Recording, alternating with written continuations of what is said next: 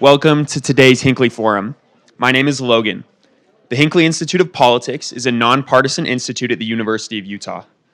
The Hinckley provides an array of transformative experiences for students through internships, forums, and classes. Hinckley Forums seek to foster public discourse and civil debate on the most current and pressing issues, bringing in local, national, and international thought leaders. Today's forum is presented as a part of the University of Utah Societal Impact Seminar.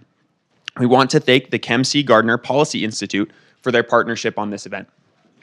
Now, we are excited to introduce today's Societal Impact Scholar, Yuval Levin.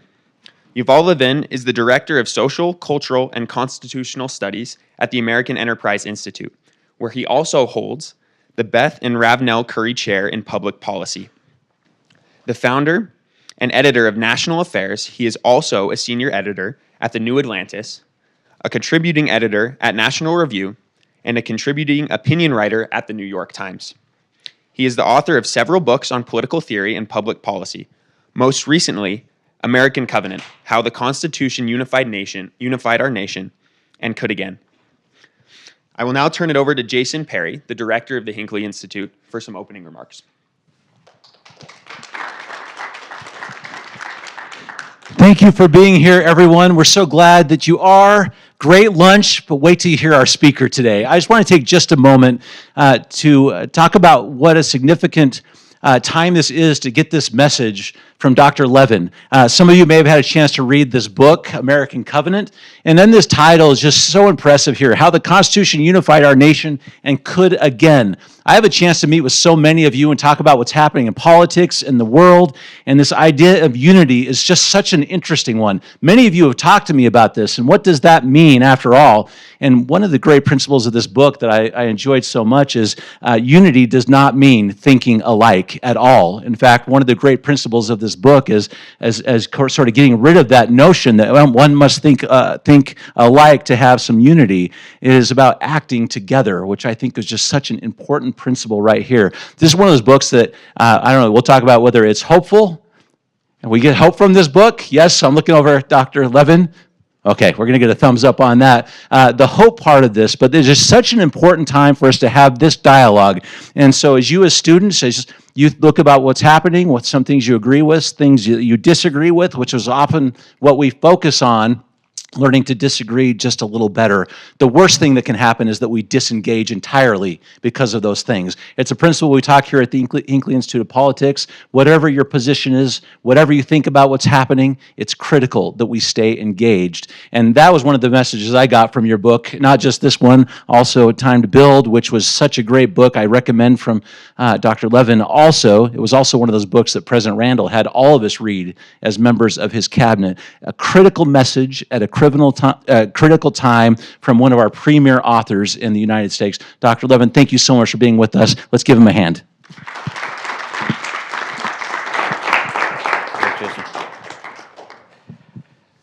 Thank you very much. Thank you, Jason. I appreciate that. I appreciate the introduction.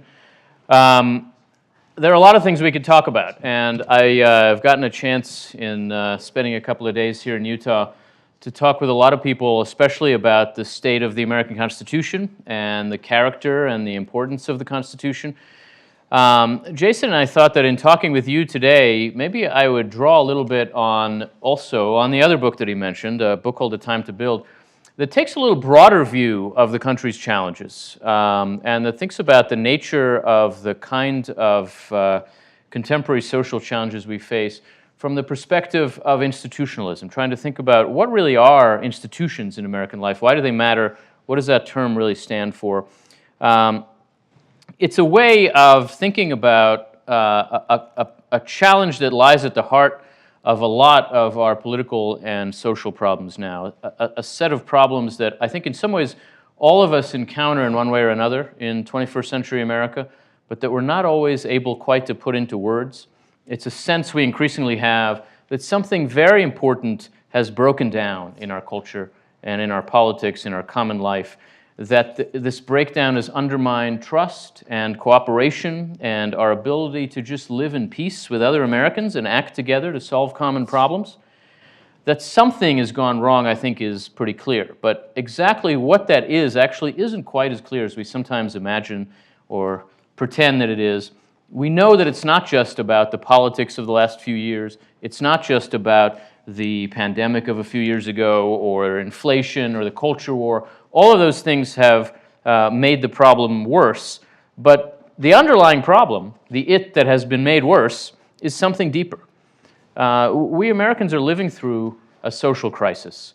We can see that in everything from vicious partisan polarization to rampant culture war resentments to an upsurge in people's personal lives of isolation and alienation and despair that's sent suicide rates climbing, that's driven an epidemic of opioid abuse in parts of our country.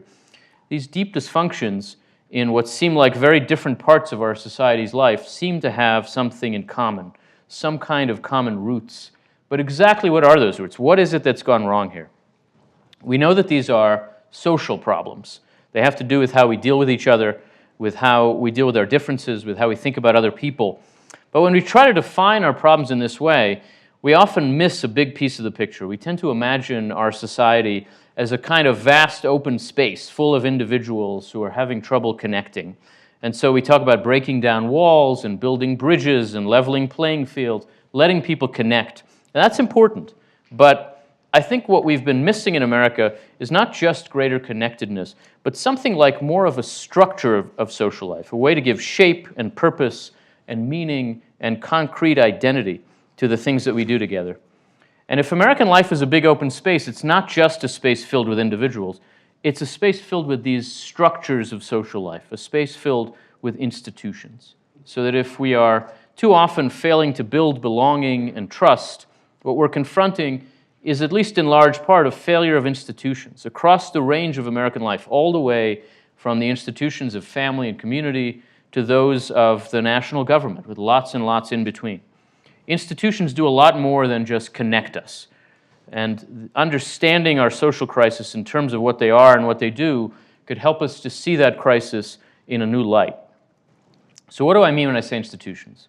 It's a broad term that can be vague, obviously, but for the sake of simplicity, we can say that institutions are the forms of our common life, the shapes and structures of what we do together. Some institutions are organizations. This university is an institution. So is a hospital or a business or a church. They're technically, legally formalized. Some institutions are forms of a different kind. Maybe they're still shaped by laws and rules, but without that formal organizational structure. The family is an institution. It's the first and foremost institution of any society. We can speak of a profession like medicine or journalism as an institution. Institutions are durable. They keep their shape over time, and they change only gradually and incrementally. Flash mobs are not institutions. But most important, what's distinct about an institution is that it is a form in the deepest sense. A form is a structure. It's the shape of the whole. So a social form, an institution, is not just a bunch of people. It's a bunch of people who are organized together to achieve a purpose, to pursue a goal, to advance an ideal.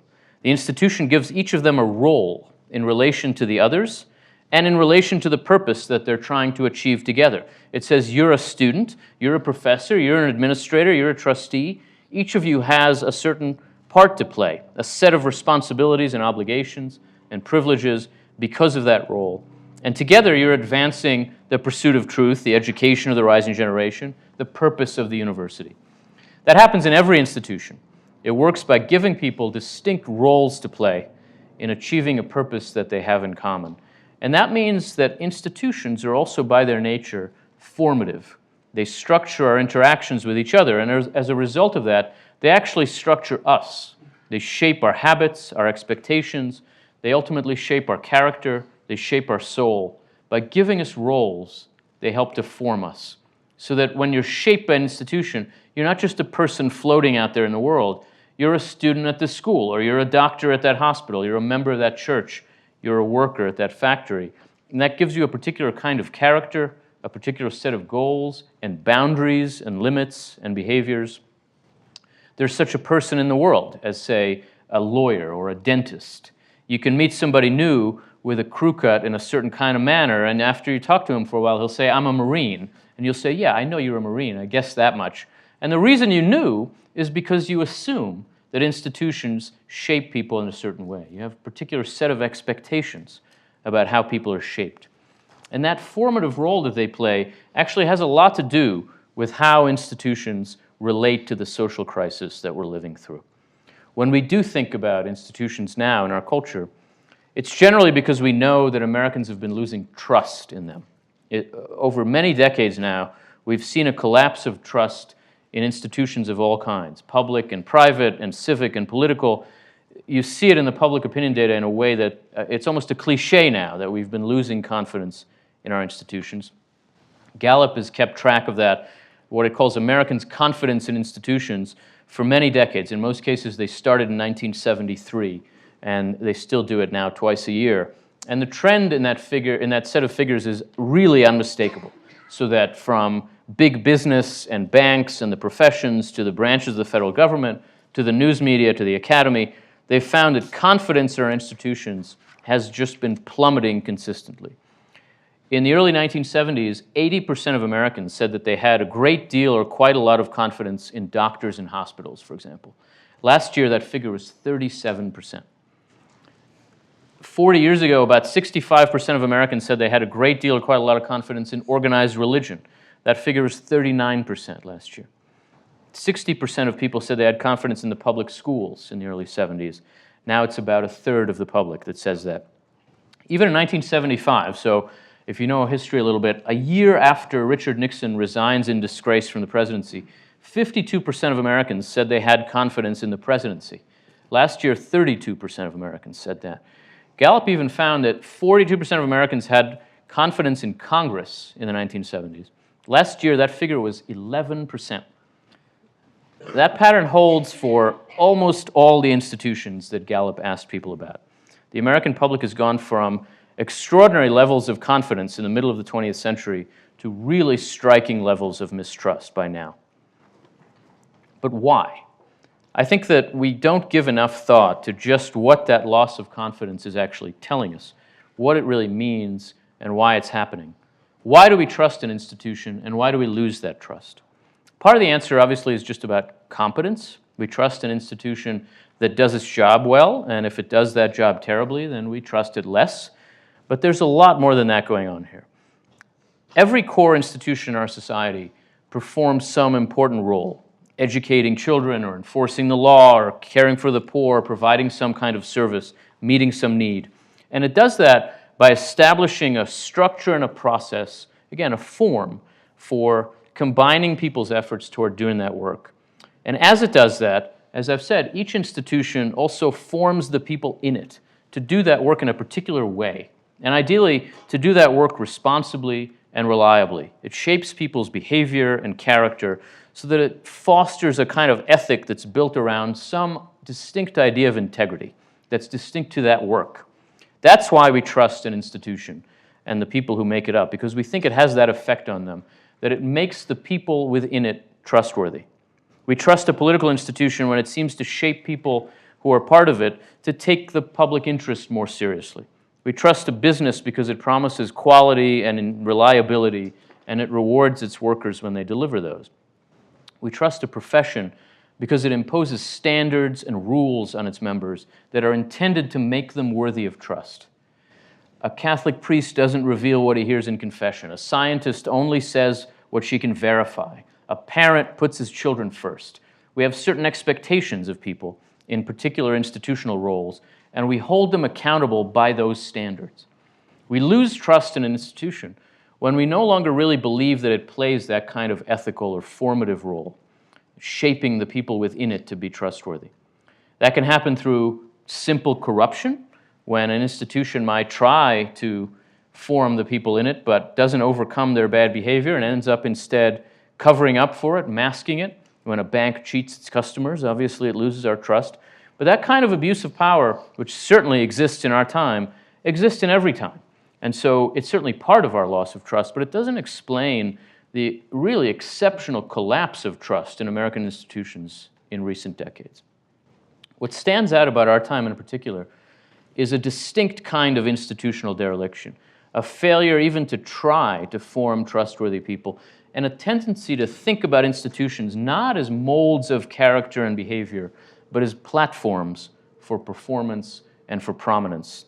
When we don't think of our institutions as formative, but as performative, when the presidency and Congress are just stages for performative outrage, when a university becomes a venue for virtue signaling, when journalism becomes hard to distinguish from activism, when a house of worship becomes a political stage, they become harder to trust. They're not really asking for our trust, they're asking for our attention. And in our time, a lot of our most significant social and political and cultural institutions are in the process of going through this transformation from mold to platform. And many of the really novel institutions of the 21st century, especially the virtual institutions of social media, are inherently shaped as platforms to begin with and not as molds. It would be strange to trust a platform, and we generally don't. This kind of change of attitude, this decline in the expectation that our institutions should be formative, is at the heart of a lot of our loss of faith in institutions. And it is in turn at the heart of our broader social crisis, because institutions understood as platforms rather than molds, as stages to perform on, rather than as means to form and shape our character, are less able to offer us objects of loyalty, sources of legitimacy, means of building mutual trust. Examples of this kind of transformation from mold into platform are really everywhere around us now. And in many cases, our institutions are being made into platforms not just for any performance, but for performative virtue and performative outrage in our vast polarized culture war, on all sides of it. In one institution after another, we find people who should be thinking of themselves as insiders, shaped by the distinct purpose and integrity of the institution, instead operating as outsiders, displaying themselves and building their own personal brand. This is obvious in politics.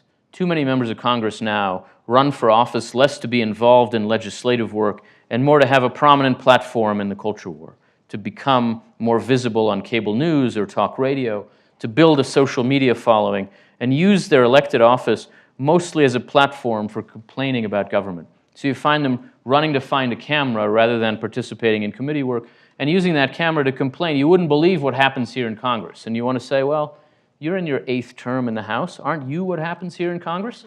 They don't want to see themselves as the insiders. They want to see themselves as channeling our frustration with the institution that they have asked to be a part of.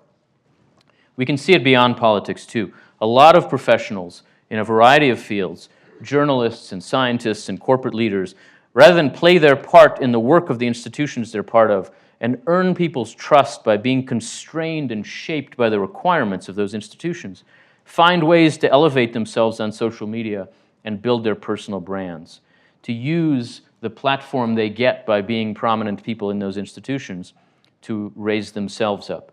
I hope that all of you avoid social media, but if you don't, you know that it's very often an arena where people behave in ways that don't live up to the standards of the institutions they are part of. And it's a pattern we can see throughout American life. That kind of distortion of institutionalism amounts in practical terms to the great unasked question of our time. Given my role here, how should I behave? That's what someone who takes an institution they're involved with seriously would ask. And a lot of the trouble facing our institutions now could be described as a widespread failure to ask that simple question. Given my role here, how should I behave?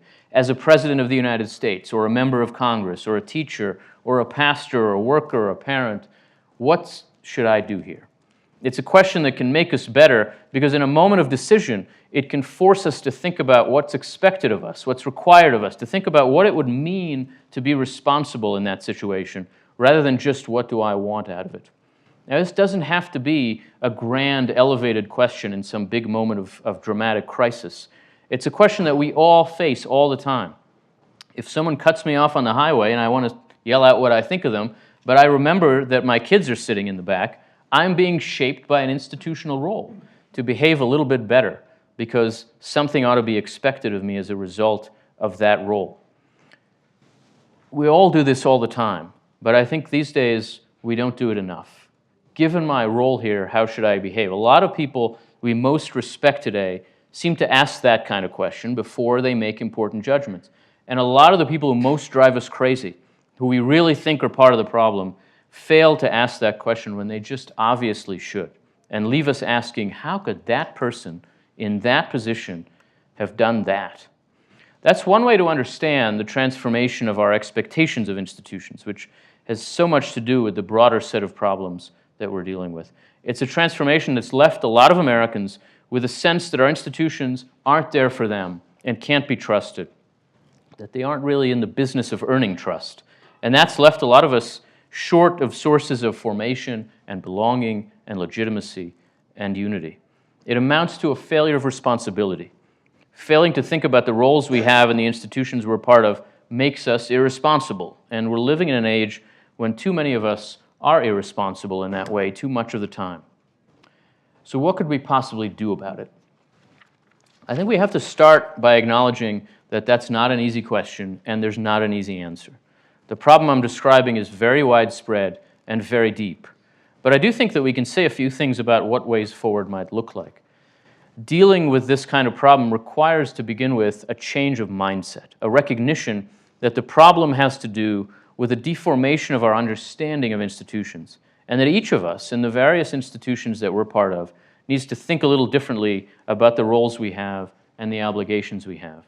That sort of change of mindset is not a substitute for institutional reform, for actually changing the rules and the structures of our institutions to make them work better. That's often necessary. Some of our institutions certainly need to change. It's also important to recognize that there are some serious reasons to be careful and skeptical about institutions and their power. There are obviously many ways in which institutions can be oppressive. They limit our freedom of choice, they impose hierarchies on us, they can be slow to change and hard to move. And more than that, some institutions in our society are literally oppressive. A term like institutionalized racism is not just a metaphor, it is a very real fact in many people's lives. The resistance to strong institutions is serious and is there for serious reasons. But in a lot of ways, that resistance has gone too far in our time. And it's led us to reject the good that institutions do in the understandable effort to reject the bad. So it's true that institutions can sometimes reinforce the rule of the strong and more privileged in our society, but it's also true that without functional institutions, the weak have no hope of vindicating their rights. People with a lot of power and money are going to be just fine if all of our institutions break down. People without a lot of power and money won't be. So to defend institutions is not to defend the status quo, but to defend our society's capacity to make progress. There are all kinds of structural changes that need to be made in various institutions. We can think about Congress, we can think about corporations, we can think about universities, but the common denominator when it comes to these kinds of reforms is that the people in those institutions have to want them to happen. And that means that they have to first see that some of the ways they're now behaving are a part of the problem we face, and that by making key institutions harder to trust, we're contributing to a profound and destructive set of social dysfunctions in America.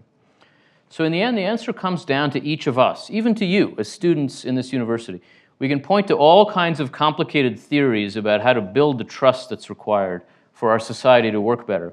But the simplest way is for the people who inhabit our institutions, that is, for each of us and all of us, to be more trustworthy, which is something we can all work at. We can give our institutional responsibilities more of our time and effort. We can give them more of our identity and self-consciousness. We can understand ourselves as defined a little more by the institutions that matter most to us, judge ourselves by their standards, hold ourselves up to their ideals, take seriously their forms of integrity, and align our own pride and ambition a little bit more with theirs. That kind of advice can seem a little earnest and moralizing. It's out of tune with the theme of our times. This is a moment when it's easy and attractive to always be the cynic, to be the outsider who thinks that he or she is more sophisticated, knows the real deal, and can see through the claims and ambitions and ideals of the group. But I want to share with you an insight that I've learned in 25 years in Washington, working for a president of the United States, working for a Speaker of the House, for many other powerful people. I've learned that a lot of times cynicism is naive. It's never really quite right. It isn't actually how to explain why people do what they do. The fact is that people want to be idealistic. They want to be part of something bigger than themselves, to contribute to something that they can respect and be proud of. We all want that. Our culture sometimes encourages us to look down on that kind of thing, to run away from it. But in fact, it's a commitment that we all need. That kind of belonging is something all of us desire at some level. And so one way that all of us can play a part in healing our society's wounds and divisions is by thinking consciously, explicitly, about how to make the institutions that we're part of a little bit stronger. We can do that by taking some part in directing them or changing them, but we can also do it by playing our own part well, by asking ourselves, given my role here, how should I behave, and looking seriously for an answer. It's a small thing, but thinking and speaking just a little differently about how we live together can make a bigger difference than you might imagine. Small steps like those are really what make great changes possible. They're constructive, and so they build upon each other and turn all of us into builders. And that, in the end, is really the character of the transformation that our society needs now. The demolition crews have been allowed for much too long to define the spirit of this time in America. But where we're headed is going to be up to the builders and rebuilders, especially of your generation. All of us should try in our own ways to be builders and rebuilders and look for ways to act responsibly and help our fellow Americans have something more to trust, have something more to take seriously, have something more to belong to. I think ultimately that's how we need to think about the future in a troubled time. And it's why thinking in terms of institutions can help us a little bit in turning that abstract need into something more concrete that we each might be able to do. Thank you all very much.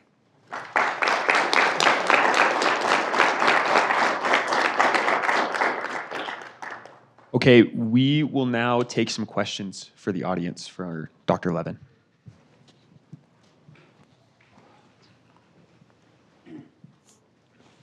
Thank you. Thank you so much for coming. At the end, you spoke a little bit about being builders and rebuilders of institutions. In what ways would you expect or hope that new institutions can form and gain trust for people, and what might that look like? Yeah, thank you. As I suggested, institutions exist for a purpose, right? We can't think of them fundamentally, first and foremost, as a way to solve the problems of isolation or alienation. To just build something to bring people together, the people who would come are probably the people who least need it. So that ultimately institutions are most effective when they address a problem we confront where we are. And the institutions that need building now are going to arise out of a sense of what's wrong, of what's missing in your community. You have to start small and start where you are and ask yourself, what's a problem that we need to take ownership of here? There's a natural inclination, looking at the scope of the problems we have in our country, to kind of fold your arms and say, when is somebody going to show up and fix this?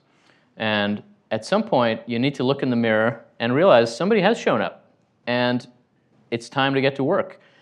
That can be something very small on campus, right? It can be something a little larger in your community. It can be getting involved in state politics or national politics.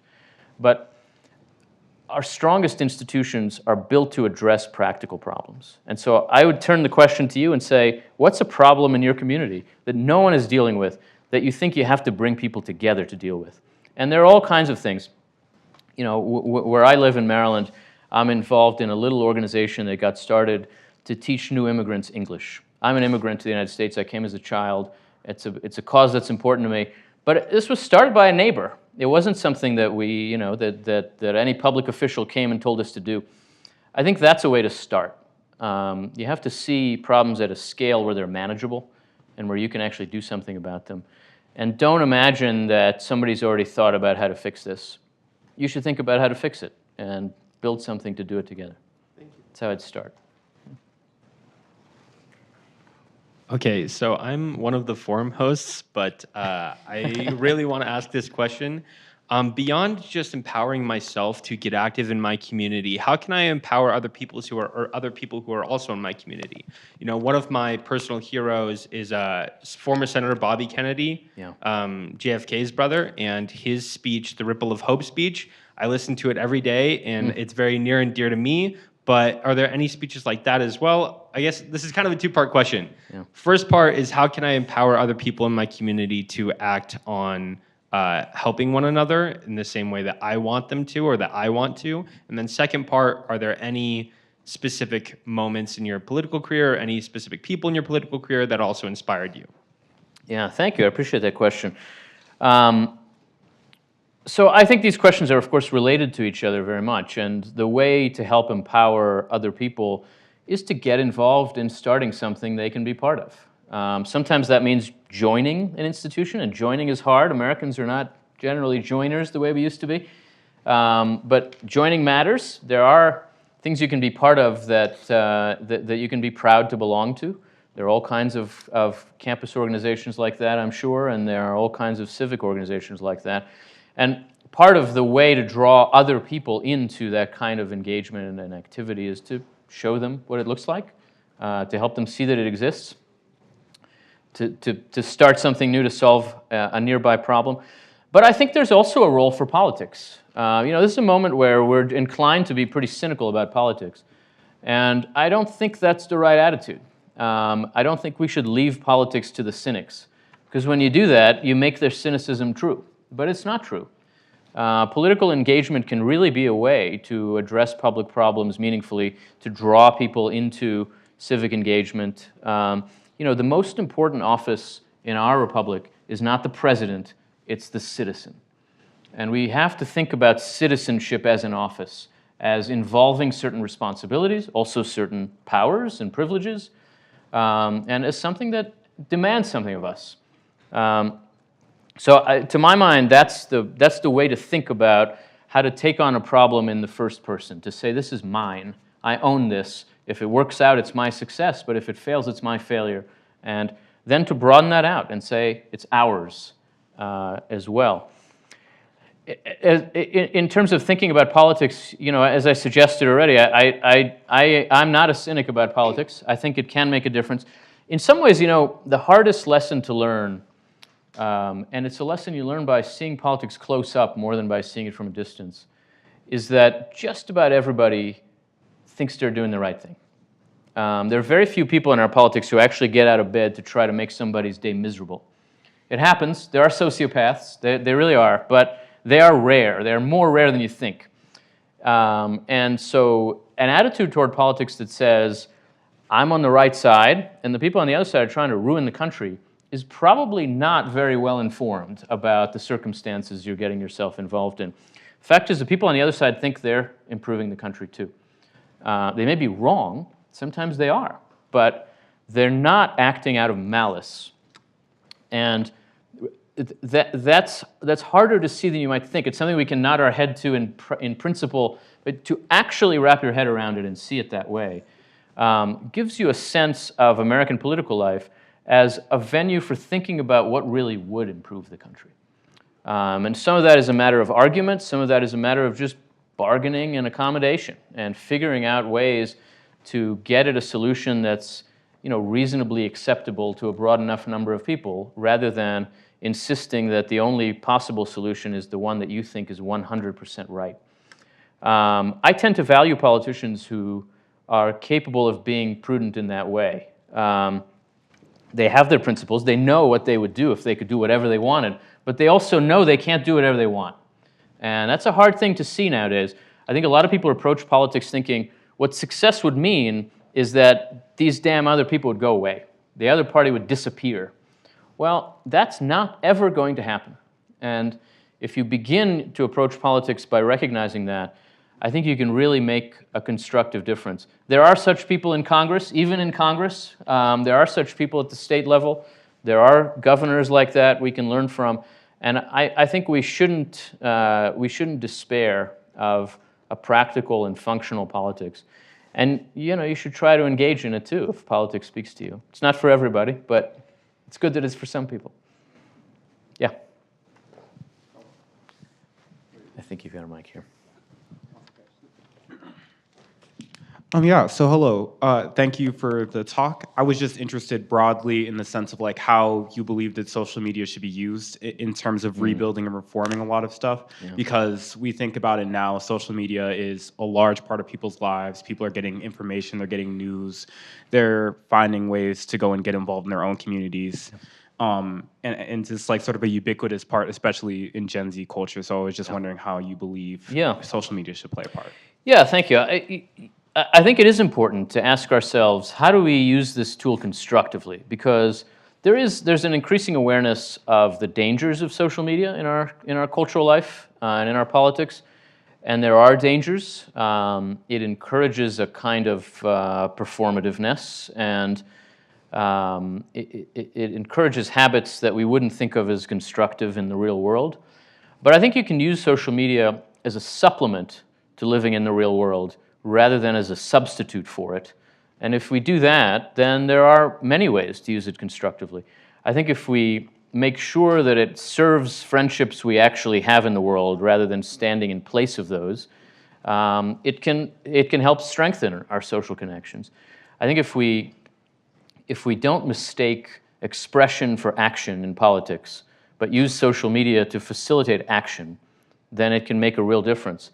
But we always run the risk now of mistaking expression for action, of thinking that by giving something a thumbs up, we've done something about it, or that by making some snide comment, we've actually changed something.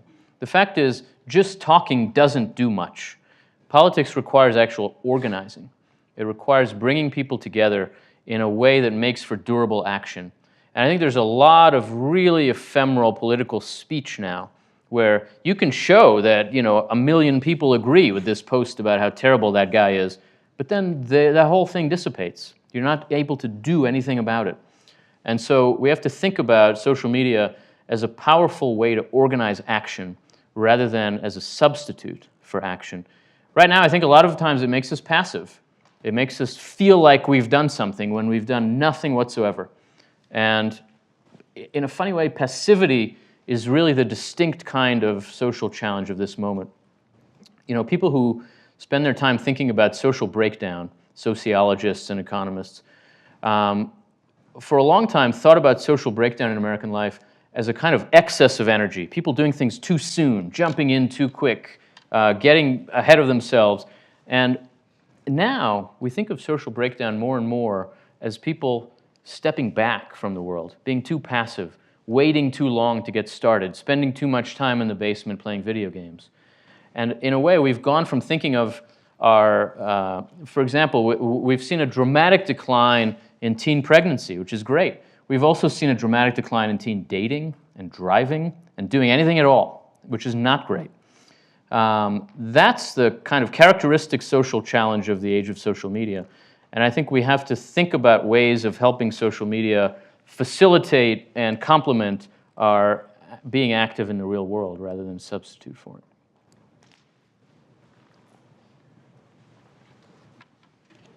Thank you for sorry.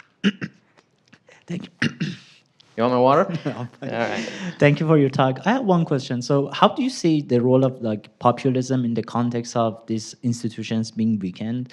And this could be seen as a threat because now, the traditional institutions that we were looking at now can be targeted by these kind of populists.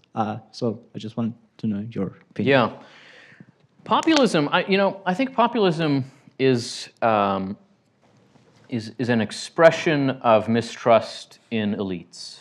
And it can take various forms. It can exist on various sides of our politics, but it's fundamentally an expression of suspicion of power. Up to a point, it's very healthy and necessary. And American politics has always had a strong element of populism about it.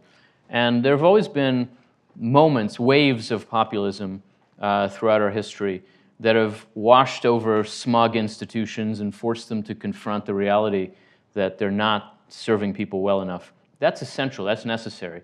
I don't think we should be satisfied with the status quo in our elite institutions. The trouble is, populism is fundamentally a mode of criticism.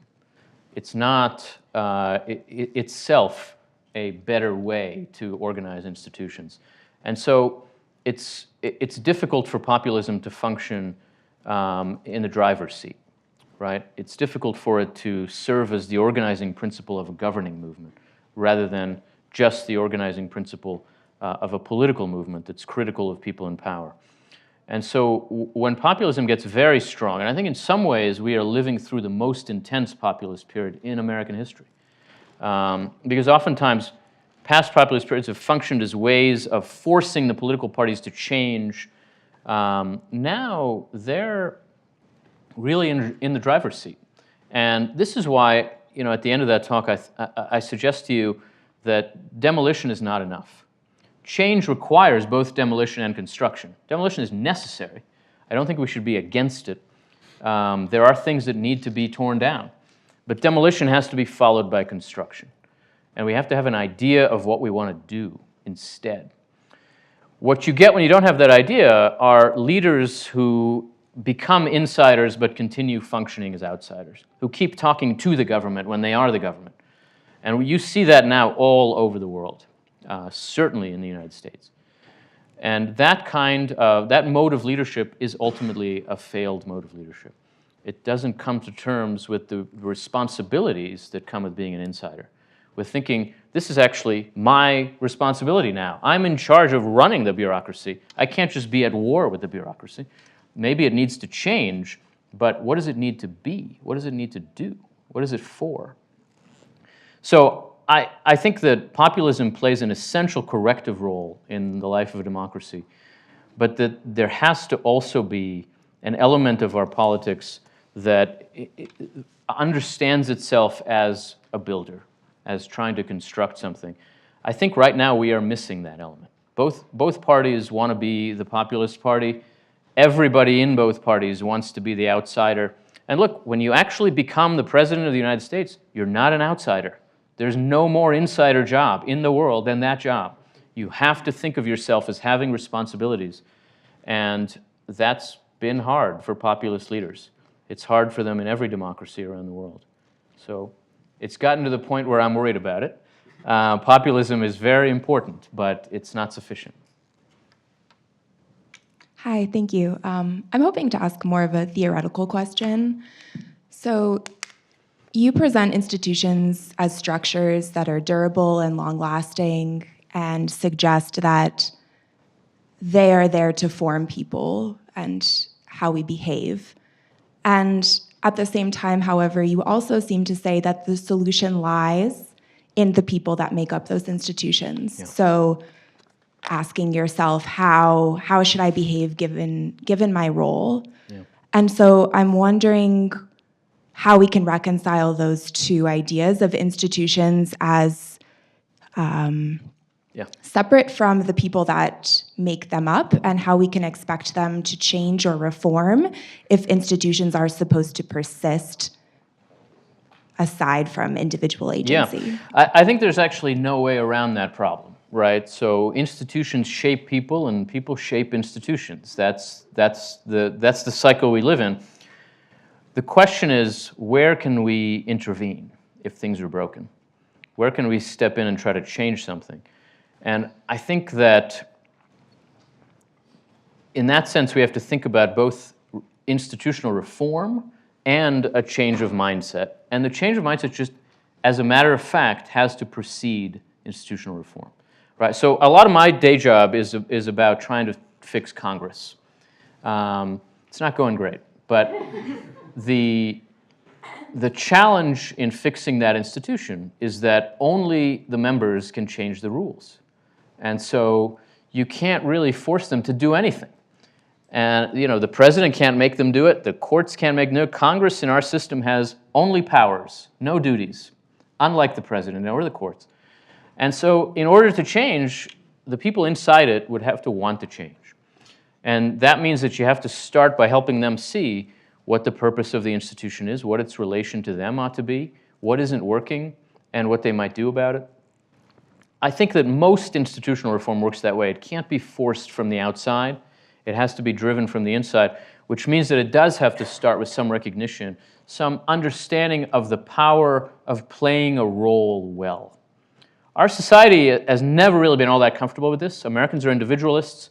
We like to understand ourselves as free of institutional obligations.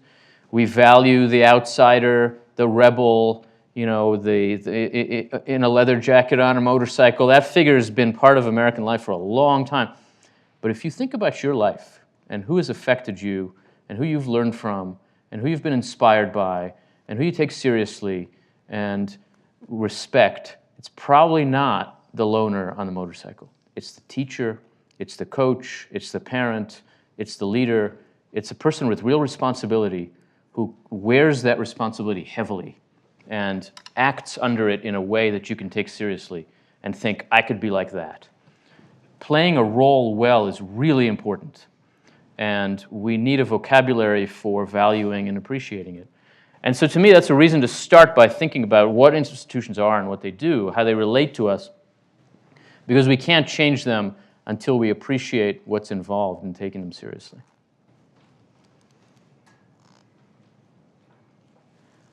My name is Sivam. My question is specifically about accountability, especially with institutions.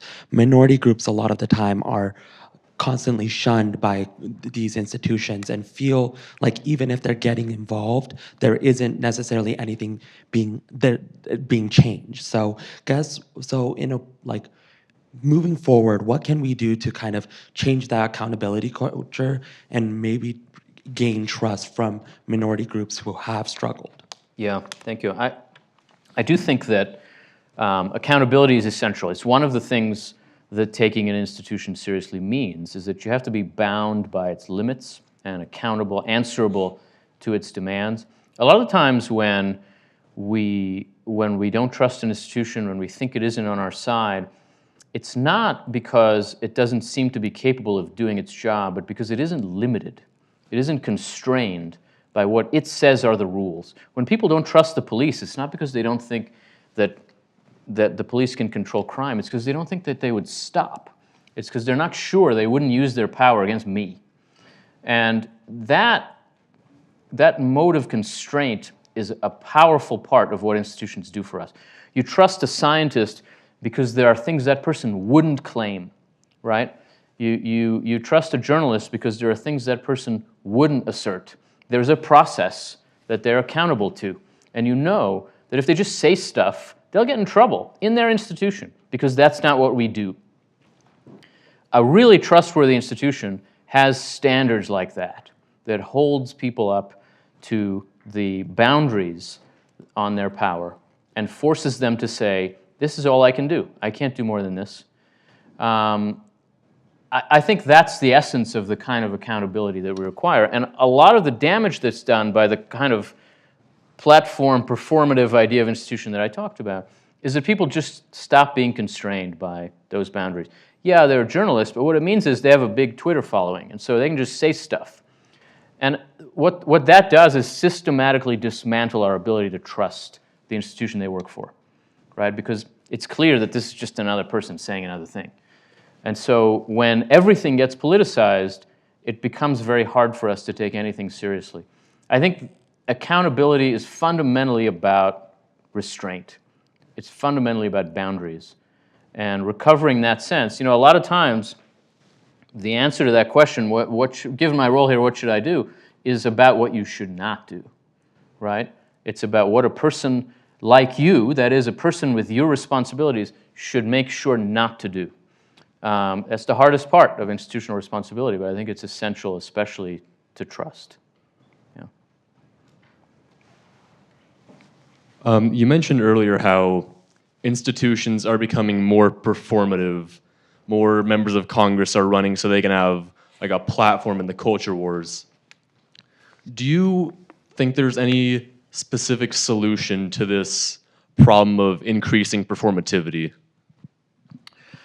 Yeah, I mean, I think that part of the reason to try to lay out this kind of argument is to help people see that performativity undermines their trustworthiness, right? That it's harder to take them seriously when they're just performing for a camera.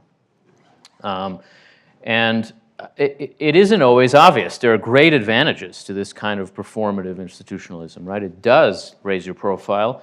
It does give you a bigger audience. It does give you a bigger voice. But it makes it harder to take you seriously. And I think helping people see, everybody's aware of the collapse of public trust in institutions. And people within institutions know that, right? It does trouble people that they're not trusted. It troubles doctors and professional lawyers and accountants and members of Congress that people don't trust them. But I don't think they make the connection between that and the way they've come to behave in public. Helping them see that connection, I think, is a starting point. Helping all of us see it so that we recognize that what you do on social media is public. You know, a lot of times what's involved in social media is behaving in public in a way that you would never do in person, right? And so ask yourself, is this something I would just say on the street to the person I'm addressing here? And if the answer is no, then you shouldn't say it on social media either. This is all to say that I think it's a matter of coming to recognize the circumstances that have led to public mistrust. It's not a simple matter, and it is not easy to persuade people out of the advantages of that this kind of performativity gives them. Making this case to politicians is not easy because prominence is very important to them, and being seen to sort of mouth the slogans of their party is a big part of what they understand themselves as doing. But the connection between that and the loss of trust, I think, is essential to see. That's where the constraint would come from. We have time for one last question. We've got our last question here. You mentioned that institutions can be limiting or even oppressive. You're talking about institutional racism. On that point, how would you reconcile the slow pace of change and reform that you cited with institutions with the very tangible and urgent effects of institutional oppression? Yeah. Does the solution involve making institutions more available to more people? Is there an argument for opening up institutions to more diverse perspectives and identities so that they can kind of feel affinity with the institutions? Yeah, absolutely. And look, I think this is a profound problem. And it has to be recognized as a serious and profound problem. The fact that institutions change slowly is a source of their strength, but it's also a source of their weakness, right? There are moments when the need for change is urgent. And in those moments, a lot of our core institutions can seem very unresponsive and very distant. They seem like they serve somebody else. It is important to work on addressing that problem. It is important to make them more open. My worry is that in the effort to do that, we devalue institutions fundamentally, and we can go too far in that direction and treat them as having nothing to offer us. And frankly, we come to devalue stability itself and incrementalism itself. Slow change is important too. It gives people a sense of predictability. They know what the future holds. They know the rules. They know what's expected of them and what they're allowed and not allowed to do. The fact that our institutions change only slowly is vital for that purpose. But we have to strike a balance. That's why there's not a perfect end state on this front. There's always a process. You always have to push against where we're weakest. And there are times when the biggest problem we face is the rigidity of our institutions, the fact that they refuse to change. There are also times when the biggest problem we face is the sheer weakness of our institutions, the fact that no one takes them seriously. And I think that's the time we're in now. Not to say that the rigidity of some institutions isn't a problem in people's lives, but the enormous social crisis that we confront is a function of our being unwilling to take core institutions we're involved with seriously. And that's what we have to be reminded of in this moment. So it's always a matter of balance. It's never simply one or the other. All right. Well, as this Thank you all very much. comes to a close, I want to thank all of you for coming and hope that you'll join me in thanking our speaker for today.